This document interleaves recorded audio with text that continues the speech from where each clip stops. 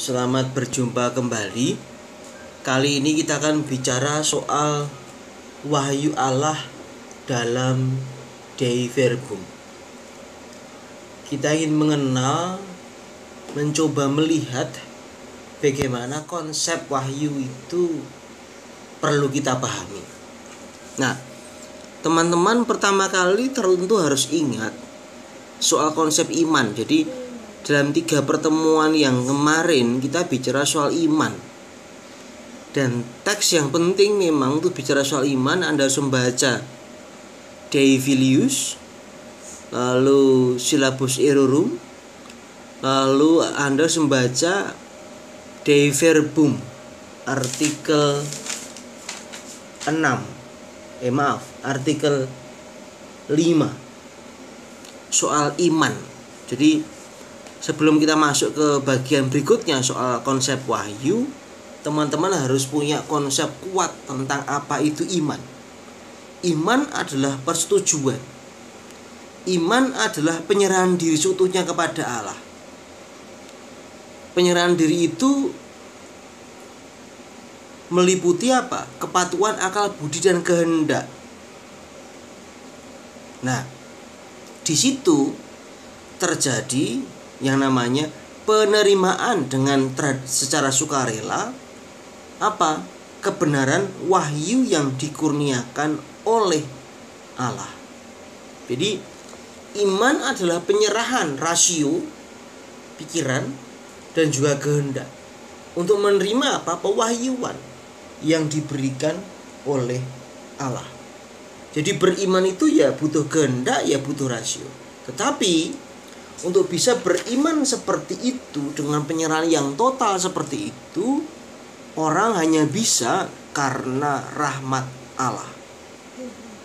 Diperlukan rahmat Allah yang mendahului serta menolong, pun juga bantuan batin dari Roh Kudus. Jadi beriman berarti menerima dengan seluruh akal budi, kehendak, apa yang terima, pewahyuan Allah. Nah, manusia tidak bisa memahami Allah begitu saja. Tetapi dalam keterbatasannya, sebagaimana dikatakan oleh Thomas Aquinas, berkat pewahyuan itulah akhirnya manusia bisa mengimani, memahami Allah itu dengan sungguh. Jadi pahamkan dulu konsep iman, ya.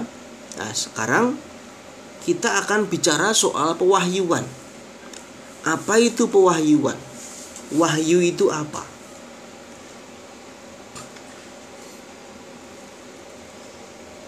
Baik. Secara teologis, wahyu dipahami sebagai pengalaman kita dengan Allah yang kita mengerti sebagai pengenalan dirinya Allah, ya, atau komunikasi diri Allah. Jadi wahyu adalah Allah yang mengenalkan dirinya, Allah yang membuka dirinya, Allah yang membuat manusia bisa ngerti siapa itu Allah. Ini konsep teologis, ya. Tetapi ada juga orang lain yang mengatakan bahwa wahyu adalah kebutuhan religius. Konsep wahyu sesuatu yang muncul sepanjang sejarah umat manusia. Karena adalah sebuah kebutuhan. Nah, ini pandangan sosiologis yang mengatakan bahwa wahyu adalah kebutuhan manusia, bukan pengungkapan diri Allah. Nah, sementara itu ada juga pandangan yang mengatakan bahwa sungguh wahyu adalah intervensi Allah semata-mata. Sungguh-sungguh dari luar, sungguh-sungguh dari atas. Artinya apa? Orang tidak ambil bagian di situ. Orang tidak apa ya? Tidak terlibat, cukup menerima.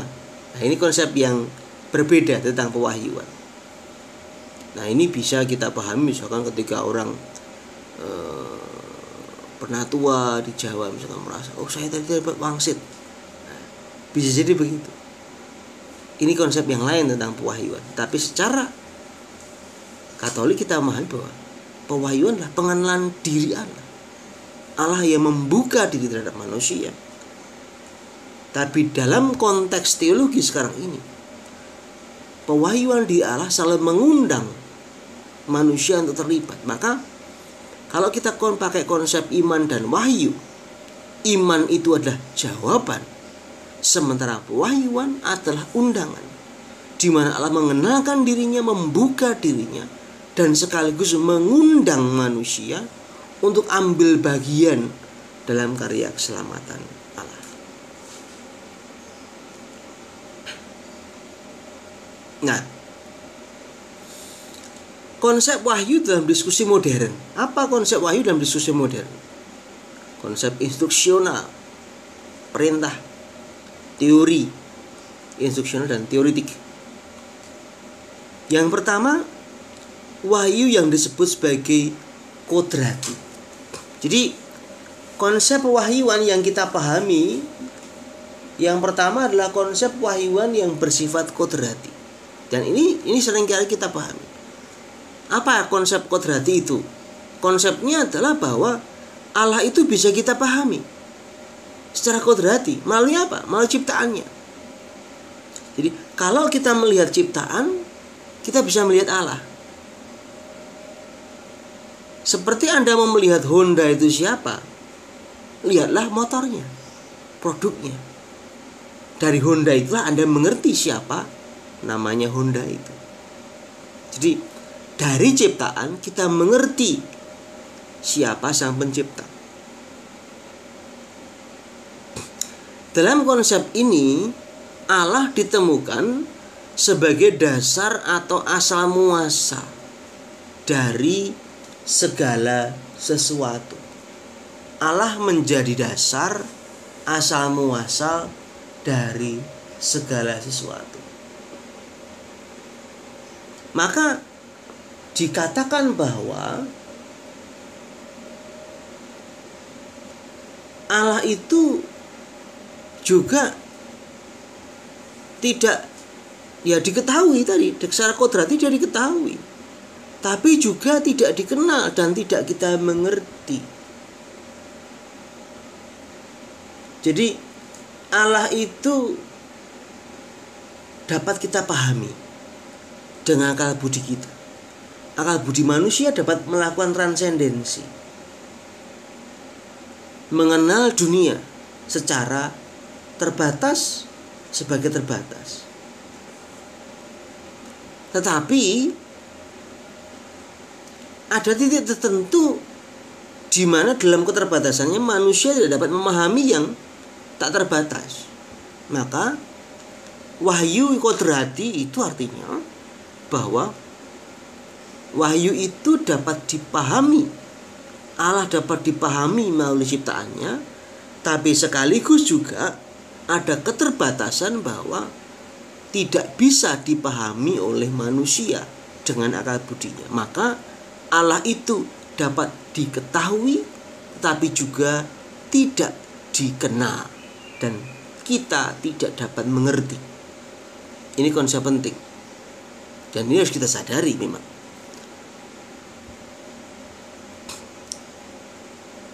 Dalam arti khas, wahyu itu menyapa manusia. Wahyu sejati berwujud peristiwa dan dialog antara Allah dan manusia. Wahyu dibuka, disingkapkan kepada manusia yang tak mungkin dipahami melalui cara-cara kodrati, sebagai misteri yang tak terjangkau. Nah, di dalam pewahyuan itulah dikenalkan hidup Allah yang mendalam. Lalu bagaimana Allah secara pribadi dan bebas berelasi dengan manusia. Maka ini konsep penting bahwa wahyu itu dipahami dalam konteks dialog, komunikasi antara Allah dan manusia. Allah yang menyapa, berdialog, dan iman manusia yang menjawab.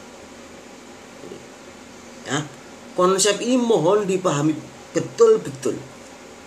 Karena nanti kalau ditanya selalu akan kembali ke sini. Wahyu adalah pengungkapan diri Allah, komunikasi diri Allah, dialog Allah dengan manusia. Dan di situ akan terjadi yang namanya jawaban. Nah, supaya terjadi komunikasi yang seperti itu, supaya terjadi dialog yang seperti itu, bahwa Allah perlu memungkinkan supaya manusia mampu mendengar sapaan dari Allah itu, dan Allah ikut menanggung bahwa manusia menjawab sapaan tersebut. Jadi karena pewahyuan itu bersifat adikodrati, sesuatu yang transenden, sesuatu yang jauh dari manusia, maka dalam dialog itu atau banyak dialog akan terjadi kalau Allah memungkinkan manusia mendengar, dan Allah membuat manusia mampu menjawab sapaan tersebut. Tanpa peran serta Allah, ini menjadi tidak mungkin. Nah, memang semula pewahyuan ini tidak dipahami. Karena apa? Pewahyuan terjadi pada dasar dan pusat pribadi manusia. Jadi pewahyuan itu sesuatu yang ya kita mengerti tapi tidak kita sadari. Maka pewahyuan itu membangkitkan kesadaran dan tindakan manusia. Apa itu? Jawaban. Wahyu membangkitkan jawaban manusia. Wahyu mengundang jawaban manusia, di mana manusia harus menyadari dan merefleksikan kembali apa yang sudah diterima, merefleksikan kembali pewahyuan dari Allah sendiri. Nah, maka dikatakan bahwa sabda Allah itu tidak pernah murni. Maksudnya apa? Selalu diantarai dalam sabda manusia, tapi dikenal sebagai sabda Allah yang tidak menipu. Jadi kita itu tidak ngerti bahasanya Allah, ya. Kalau Anda mau mengerti bahasanya Allah, ya mungkin harus mati dulu. Tapi ingat, kalau Allah mewahyukan diri, kita itu mengerti, tapi kita tidak sadar. Maka selalu pewahyuan Allah itu diantarai oleh sabda manusia, oleh bahasa manusia.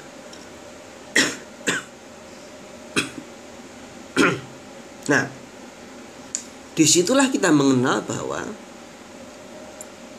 sejarah wahyu selalu terjadi karena dua faktor, yaitu nabi yang mengantari kesadaran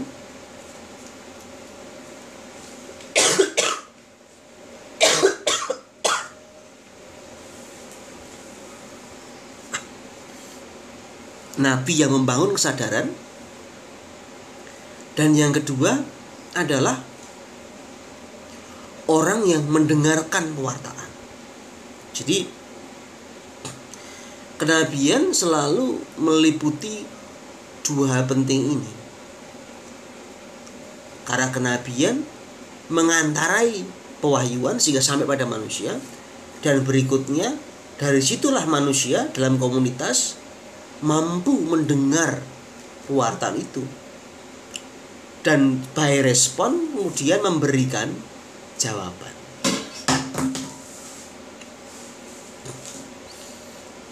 Nah, disinilah kesadaran dan refleksi menjadi bermakna. Karena apa? Kesadaran kita lalu membuat kita mampu memahami pewahyuan Allah, komunikasi diri Allah yang berpuncak pada peristiwa inkarnasi. Jadi kalau kita ditanya puncak pewahyuan apa? Inkarnasi. Apa itu inkarnasi? Allah menjadi manusia dalam diri Yesus. Nah, ini konsep dasar yang perlu kita pahami kalau kita mau bicara soal pewahyuan. Sekarang kita akan masuk kepada artikel-artikel dalam Dei Verbum yang bicara soal pewahyuan. Tentu kita harus ingat beberapa kuliah yang lalu soal Konsili Vatikan pertama dengan Dei Filius yang tidak terlalu menekankan soal pewahyuan, tapi lebih menekankan soal bagaimana budi manusia, akal manusia mampu menangkap pewahyuan. Sementara Konsili Vatikan kedua bicara soal peristiwa pribadi dalam sejarah manusia. Nah, untuk memahami ini tolong dibaca artikel-artikel dalam dokumen Konsili Vatikan kedua, lalu kita telaah. Jadi pendengarkan penjelasan saya sambil membaca diktatnya, sambil juga membaca dokumennya sendiri. Karena hanya dengan begitu Anda bisa memahami secara lebih mendalam. Baik, sekarang kita bicara Dei Verbum artikel 2.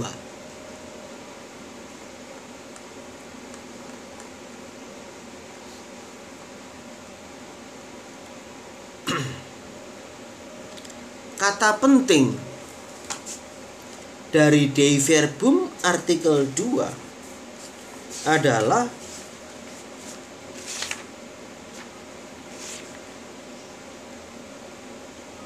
dalam kebaikan dan kebijaksanaannya, Allah berkenan mewahyukan dirinya dan memaklumkan rahasia kehendaknya.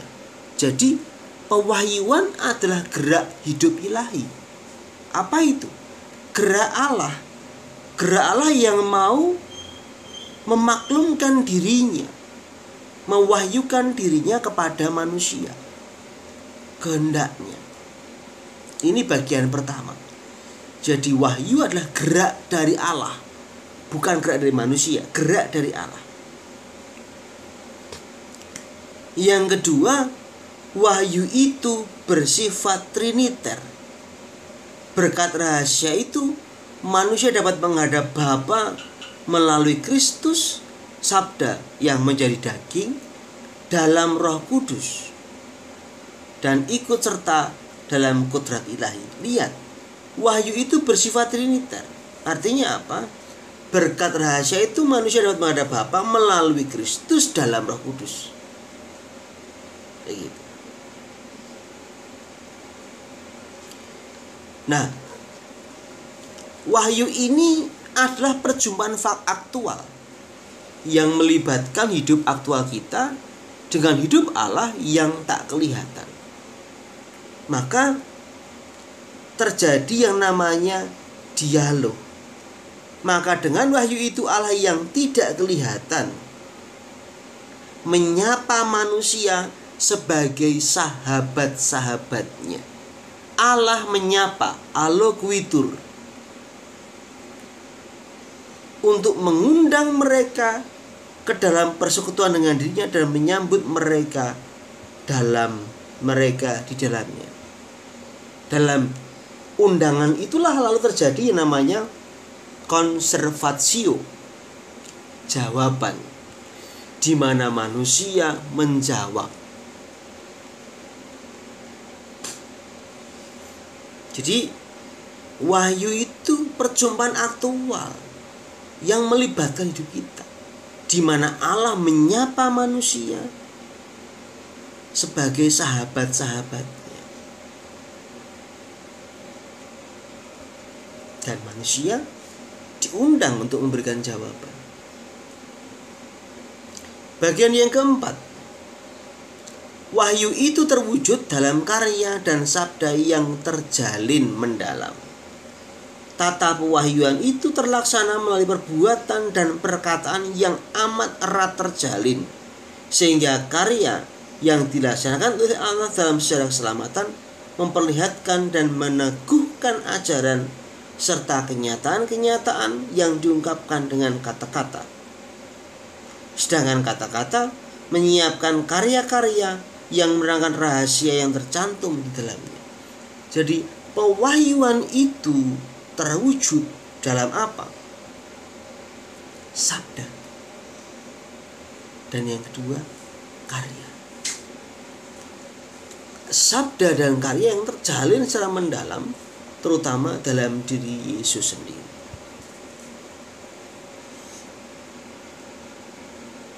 Ini poin yang keempat. Poin yang kelima, Kristus sebagai kepenuhan wahyu. Tetapi melalui wahyu itu, kebenaran yang sedalam-dalamnya tentang Allah dan selamat manusia nampak bagi kita dalam Kristus, yang sekaligus menjadi pengantara dan kepenuhan seluruh wahyu. Jadi Kristus adalah pengantara antara Allah dan manusia, tapi sekaligus kepenuhan wahyu itu sendiri. Maka dikatakan bahwa Kristus menjadi jaminan bahwa wahyu itu adalah benar-benar nyata. Ya, ini Dei Verbum artikel 2. Tolong dipahami dengan sungguh. Dei Verbum artikel 3. Soal persiapan wahyu Injil. Wahyu bukanlah sebuah pokok ajaran, melainkan kisah sejarah Allah dengan manusia. Kalau kita baca artikel 3, kita akan melihat bagaimana Allah mengisahkan, bagaimana Allah menyiapkan. Allah dikatakan sebagai penciptakan melalui sabdanya. Allah menciptakan sesuatu melalui sabdanya. Sejak semula ia telah menampakkan diri kepada manusia pertama. Ini Adam dan Hawa. Setelah jatuh, ia menjanjikan penebusan. Ia mengangkat mereka untuk mengharapkan keselamatan. Tiada putus-putusnya ia memelihara umat manusia.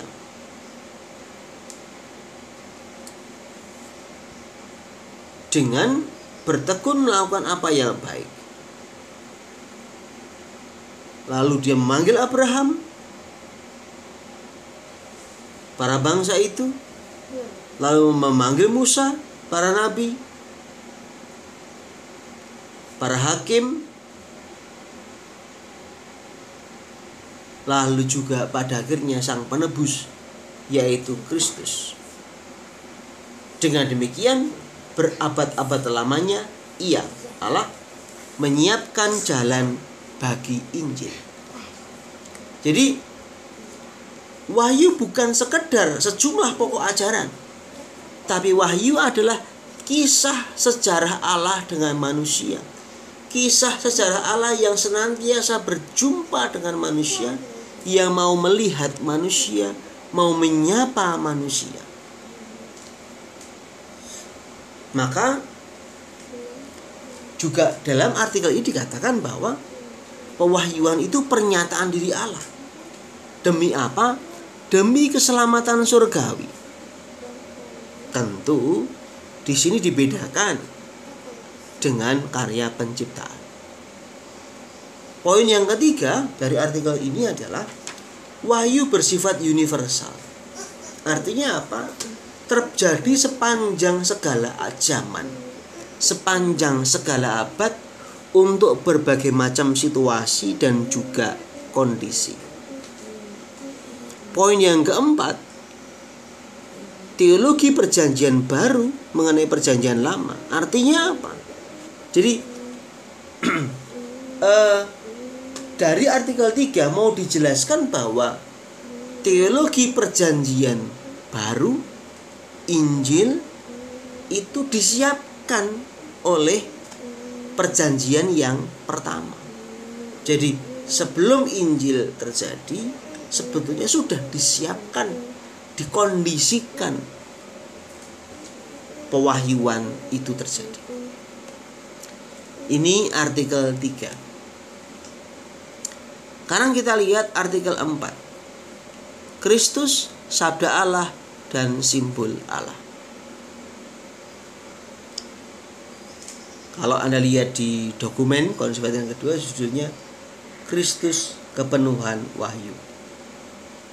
Nah, komunikasi diri Allah tadi, Allah yang mengungkapkan diri, Allah yang mengenalkan dirinya tadi dalam sejarah manusia menjadi nyata, menjadi konkret dalam diri Kristus. Maka dikatakan Yesus Kristus, sabda yang menjadi daging, diutus sebagai manusia kepada manusia untuk menyampaikan sabda Allah dan menyelesaikan karya penyelamatan. Ini Kristus menjadi pengungkapan diri Allah. Kristus adalah sabda, yang berarti tanda bahwa Allah sungguh beserta kita. Adapun tata keselamatan Kristiani sebagaimana perjanjian baru dan tetap tidak akan pernah lampau.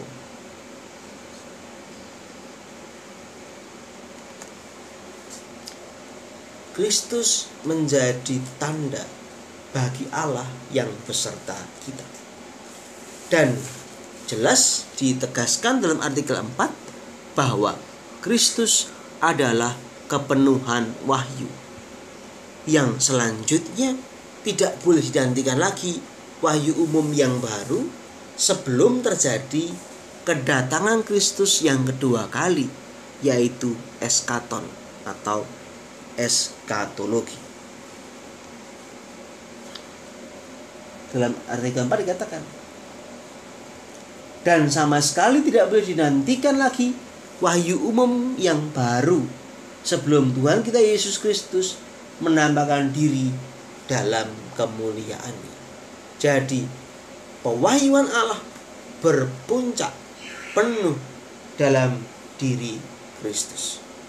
Di situ sabda dan perbuatan terjalin menjadi satu.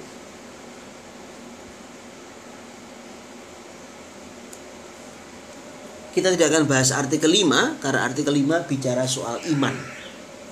Sekarang kita akan bicara soal wahyu dalam artikel 6. Nah, artikel 6 bicara soal bagaimana mengenal Allah secara manusiawi. Jadi dengan pewahyuan itu, dengan wahyu ilahi itu, Allah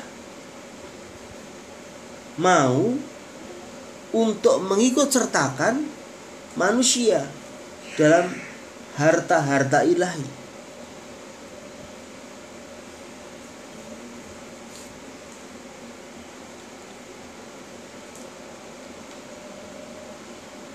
Allah ingin mengikut sertakan manusia dalam harta-harta ilahi yang sama sekali melampaui daya tangkap akal budi insan. Jadi dalam artikel 6 menegaskan apa? Yang penting adalah menegaskan soal rasionalitas. Konsili mengajarkan juga bahwa berkat wahyu Allah itulah segala yang dalam hal-hal ilahi sebetulnya tidak mustahil diketahui oleh akal budi manusia, dalam keadaan umat manusia sekarang dapat diketahui. Jadi wahyu Allah itu rasional, karena penalaran akal budi kita mampu dapat mengetahui Allah. Tapi wahyu Allah tidak sama dengan penalaran akal budi karena mengomunikasikan pokok-pokok ilahi.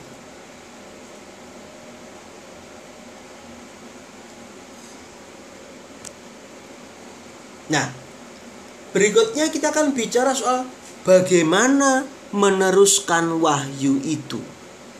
Artikel 7 sampai artikel 11.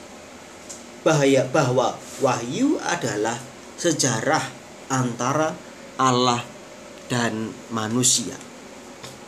Kita lihat artikel 7.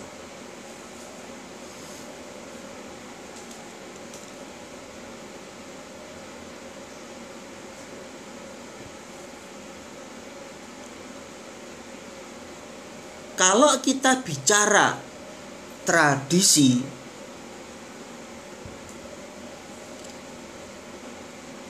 T huruf besar, kita harus paham bahwa tradisi bukanlah dari sumber manakah kita mendapat pengetahuan,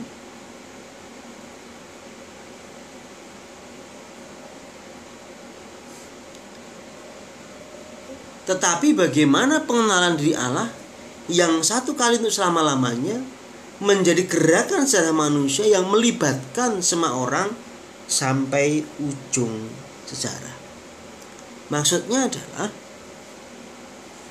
tradisi bukan sekedar sumbernya dari mana kita mendapat pengetahuan, tapi bagaimana pengenalan itu membuat kita mau terlibat terus menerus.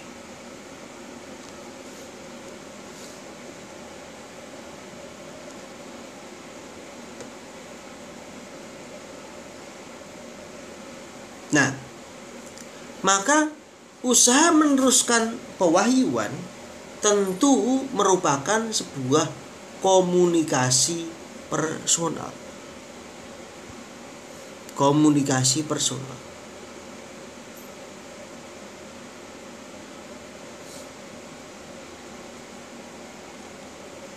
Nah, di sini kita bisa melihat bahwa tradisi itu sebuah peristiwa komunikasi silang, vertikal dan horizontal,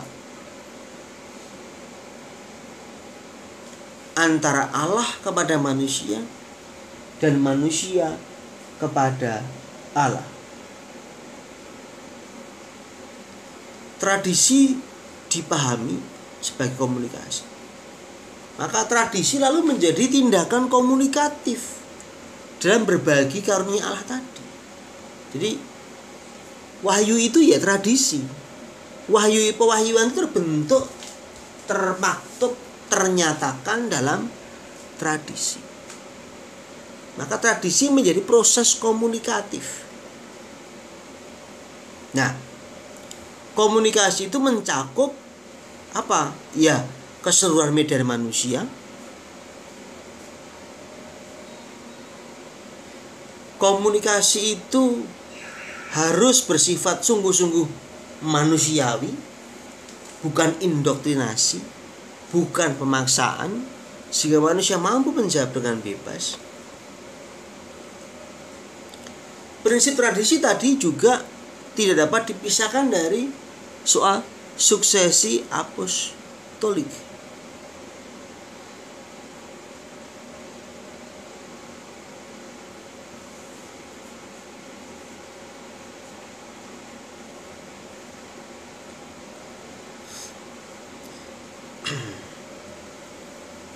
Kalau kita membaca artikel ini dikatakan bahwa sedangkan oleh tradisi suci, sabda Allah yang oleh Kristus Tuhan dan Roh Kudus dipercayakan kepada para rasul, disalurkan seutuhnya kepada para pengganti mereka. Siapa? Para uskup. Supaya mereka ini dalam terang roh kebenaran dengan pewartaan mereka memelihara, menjelaskan dan menyebarkannya dengan setia.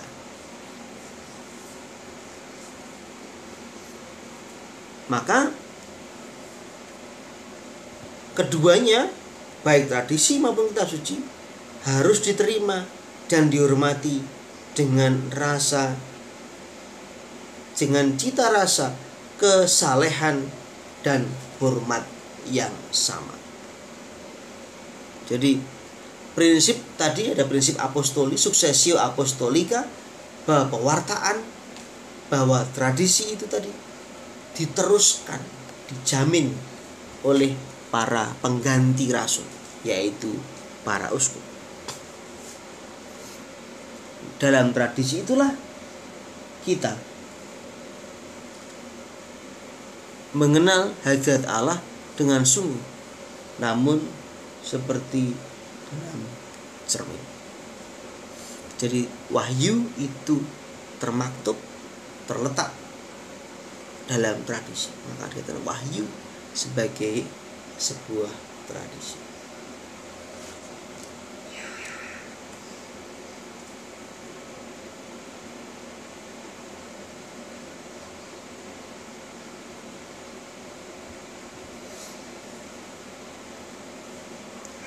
Berikutnya kita bicara pada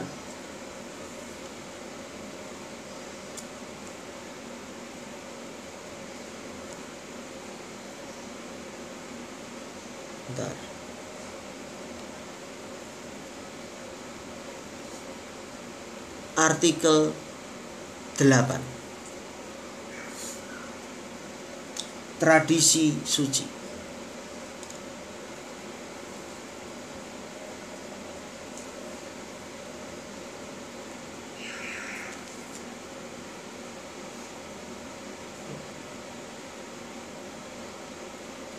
Oleh karena itu, pewartaan para rasul yang secara istimewa diungkapkan dalam kitab-kitab yang diilhami harus dilestarikan sampai kepenuhan zaman melalui pengganti-penggantian yang tiada putusnya.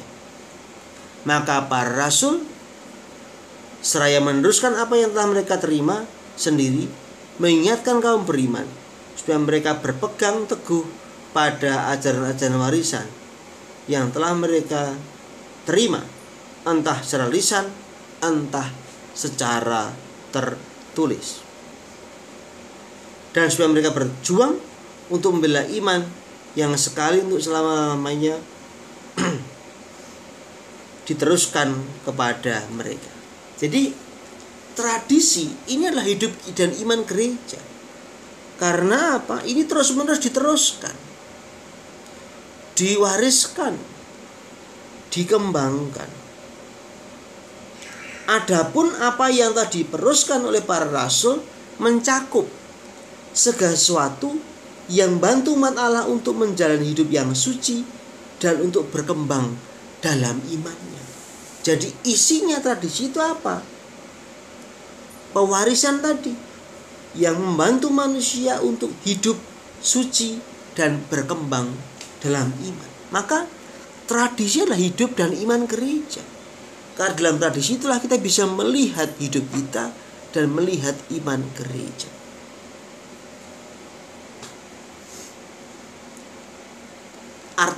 Paragraf kedua, tradisi yang berasal dari para rasul itu berkat bantuan Roh Kudus berkembang dalam gereja. Tradisi mengalami perkembangan, bukan sesuatu yang stuck, tetapi berkembang.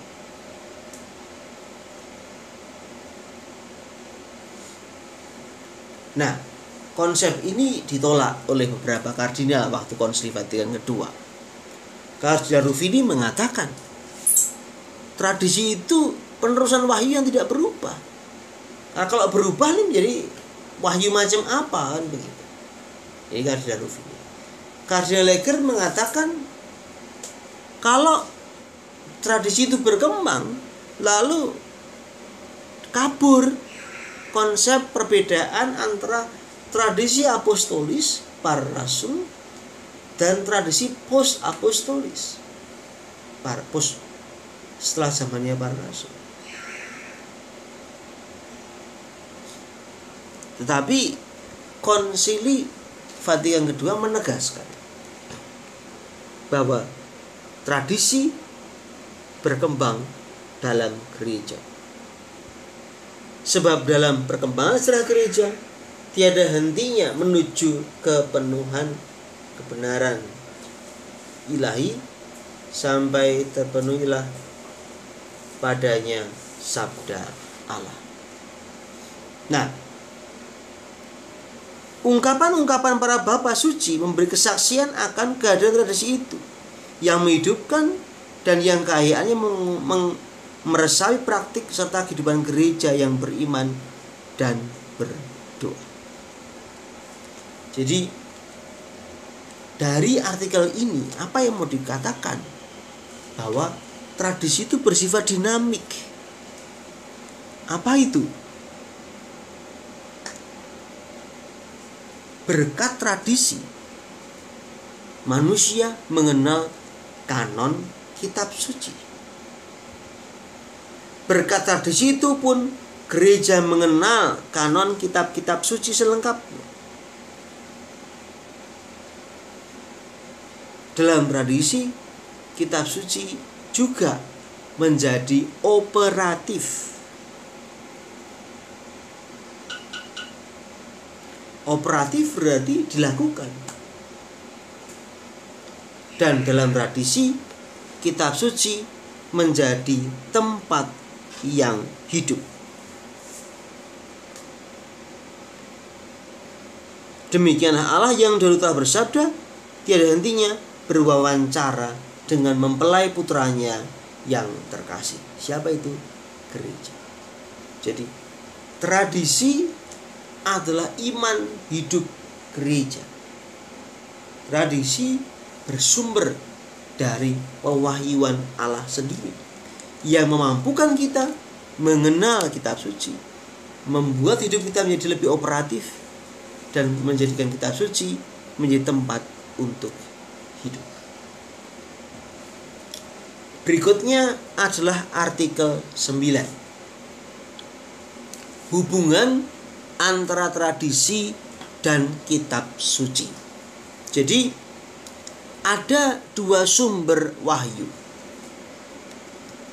Apa itu? Tradisi suci dan kitab suci. Tradisi suci dan kitab suci berhubungan erat sekali dan berpadu.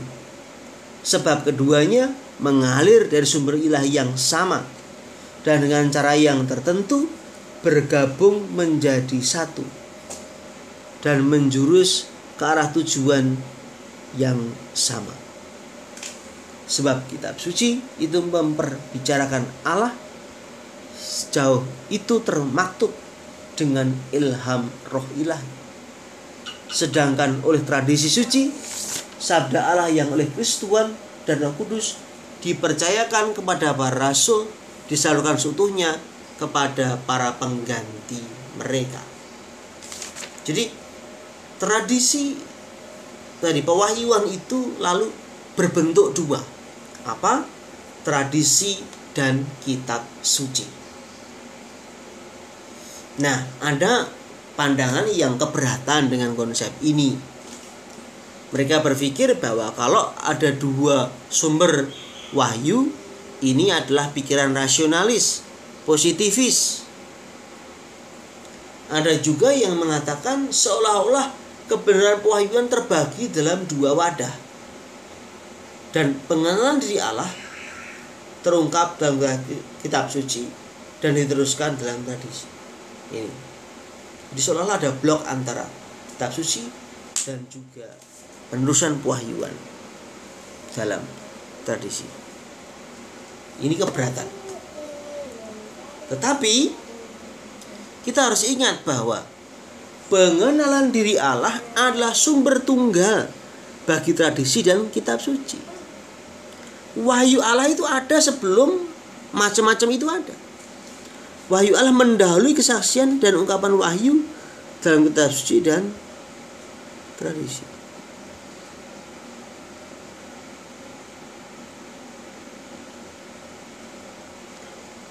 Maka kita tidak perlu mempermasalahkan isi wahyu dalam kitab suci dan isi wahyu dalam tradisi.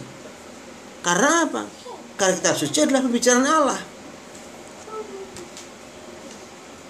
Nih.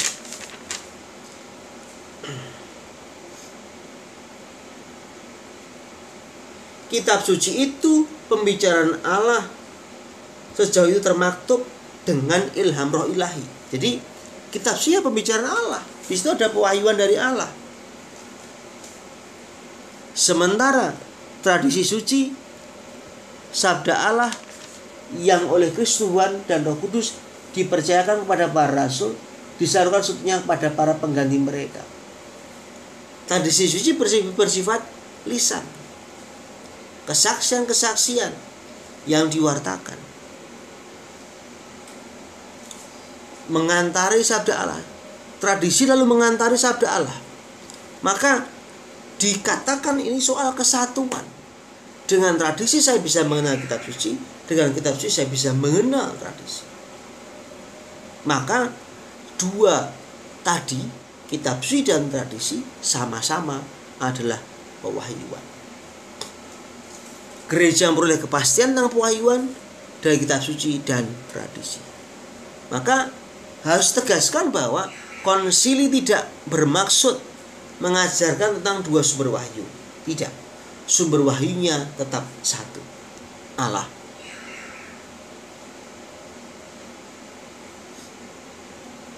Berikutnya,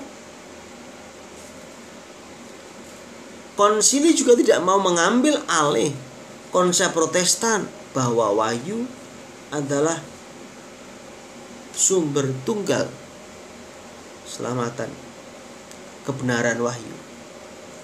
Maka lalu kalau kita mau mengenal Allah, kita mau belajar dari mana? Ya, belajar dari tradisi dan belajar dari kitab suci. Karena dua-duanya adalah bentuk pewahyuan dari Allah sendiri. Bentuk dari pengenalan diri Allah. Berikutnya soal artikel 10, yaitu magisterium.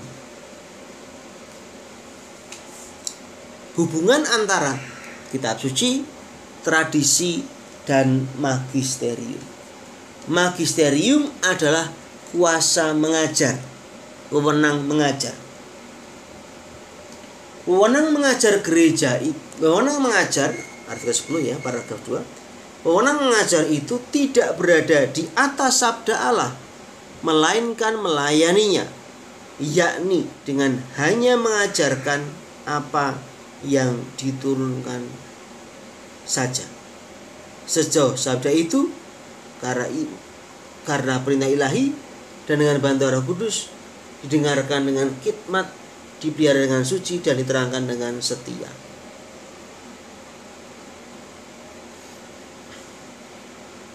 Maka tradisi, kitab suci, dan wewenang mengajar gereja menurut rencana Allah yang maha bijaksana saling berhubungan dan berpadu sedemikian erat. Ini. Jadi wewenang mengajar gereja, magisterium, itu berfungsi untuk melayani sabda Allah, bukan untuk menguasai, bahkan membuat ajaran yang berbeda dari pewahyuan. Maka dalam konteks fungsi magisterium, mendengarkan sabda Allah mendapatkan fungsi utama, supaya wahyu dan sabda dipelihara dengan setia.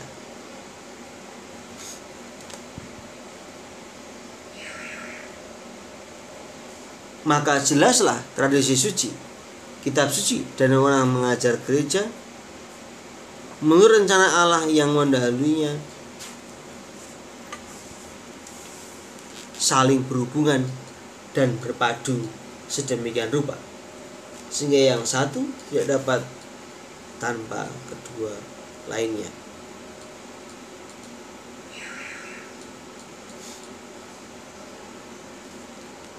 Jadi kalau magisterium, kuasa mengajar gereja, itu membuat ensiklik, membuat aturan-aturan, tidak pernah tujuannya adalah membuat pewahyuan yang baru, tapi hanya menegaskan kembali, melayaninya kembali, sehingga pewahyuan itu sungguh relevan untuk zaman sekarang. Baik teman-teman, itu penjelasan saya tentang wahyu dalam Dei Verbum. Jangan lupa baca diktat dan juga bacalah dokumen Konsili Dei Verbum artikel 2 sampai artikel 10. Terima kasih, selamat belajar.